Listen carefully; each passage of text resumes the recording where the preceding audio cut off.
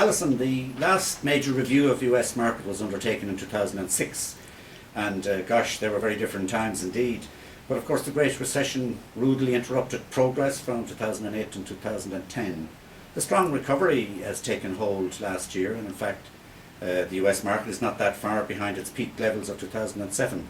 Tell us how that performance compares with other European destinations. Well, Eamon, as you said, it has been a very tough and very challenging 2 or 3 years as a result of the recession. But I think if we look at Ireland's performance in the context of our European competition, and we look at in the context of the total outbound US market to Europe, Ireland actually gained significant market share. Ireland's market share of US outbound travel to Europe now stands at 8.6%. So that's the highest level ever.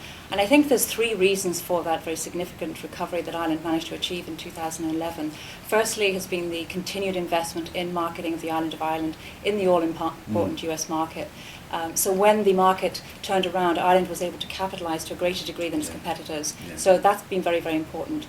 Secondly, I think we have an industry and a product on the ground that continues to not only satisfy but over-deliver against US expectations. And thirdly, the value on the ground is second to none. And to add to that context, I think if we look at one of our dearest and nearest neighbours, Great Britain, in year 2000, which was a record year for them and also for Irish tourism, they welcomed 4 million US visitors. In 2012, they expected to welcome 2.8 million visitors. So Ireland not only managed to rebound back to 2000, beyond 2000 levels in 2007, but we nearly got back to a record year in 2011. Yeah, and of course market share is the ultimate test of how well one is doing. And it's interesting that you say that about Britain, because I was reading some material from them recently, and they are now they're hoping to be back to 2000 levels by 2020. So it goes to show how difficult it is to get your market back if you lose it. It is. It's a very competitive marketplace, and I think that's sets the context for the US review.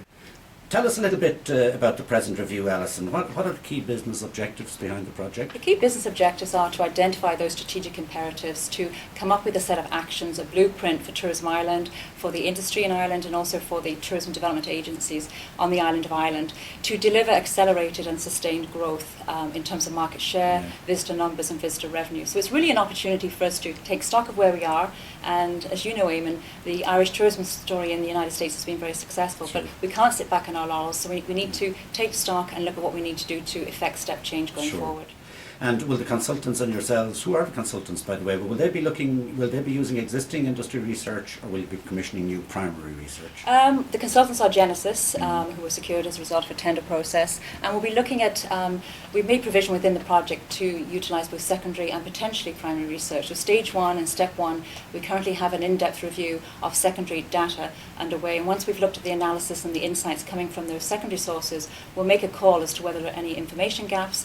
And as you also know, there's a lot of secondary data out there, much of which is being commissioned by Tourism Ireland as well as other industry sources. So if we identify there are gaps, we will certainly be commissioning some primary research, and we hope to make that decision in the next 2 to 3 weeks. I think one thing I'd like to also say is that we have agreed, it's important, I think, as part of this review, there can be no sacred cows in this. We really are open and committed to challenging a lot of our assumptions in terms of as they relate to the market and also to the consumer, so that the review really can deliver, I think, very practical insights and actions that will benefit the Irish industry and Irish tourism in general. That's good to hear.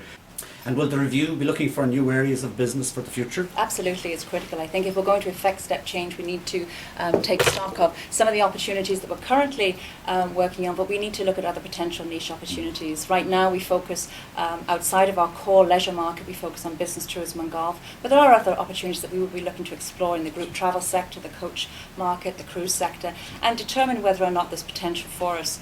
On the consumer side, we will be challenging our assumptions around the sightseer and culture definition of the US consumer. We'll also be looking to pre-qualify where our best prospects exist geographically. We have been operating in 8 and 15 markets for the last 5 years, but we do believe it's time to revisit that and make sure that we are targeting our resources in the most cost-effective and most focused manner. Terrific. Well, that sounds very good. And finally, when do you expect the project to be completed, and will it be completed in time to be incorporated in your 2013 plans? Absolutely, yes. The project is scheduled to be finished at the end of July, early August, so it was totally aligned with our 2013 planning process. So we're hoping that the strategic options and recommendations that come out of the review will be fully incorporated into next year's plan. Well, that's terrific, Alison. Best of luck with the work. We're all looking forward to the outcome. Thanks, Eamon. Thank you. Thanks.